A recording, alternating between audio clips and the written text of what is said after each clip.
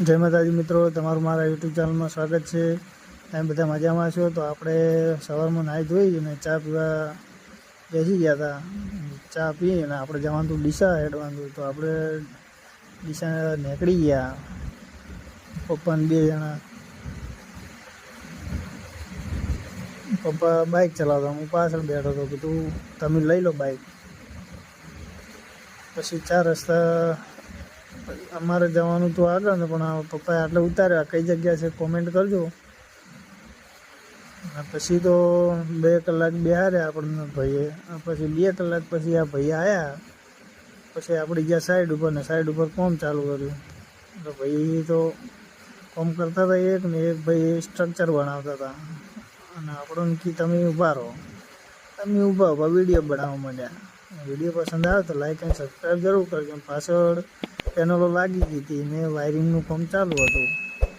Wiring પતાવી ને નીકળી ગયા 4 રસ્તા તરફ। એમાં ભાઈને ફોન આવ્યો, તો એમાં વાતો કરતા હતા ને અમે બેઠા બેઠા કંટાળતા હતા। પછી 4 રસ્તા આવ્યા, 4 રસ્તા દુકાને આવીને બેઠા, દુકાને 1-2 કલાક બેઠો ને પછી ત્યાંથી વળી જવાનું તો આપણે ડીસા, તો ઘડીક બેસીને પછી અહીંયાથી ડીસા હેડ્યા। બાઇક લઈને આપણે ડીસા નીકળ્યા। એટલે બાઇકમાં તડકો બહુ લાગતો હતો। ડીસાની કઈ જગ્યા છે કમેન્ટ કરજો। ડીસાનો મોટો ટાવર છે મિત્રો।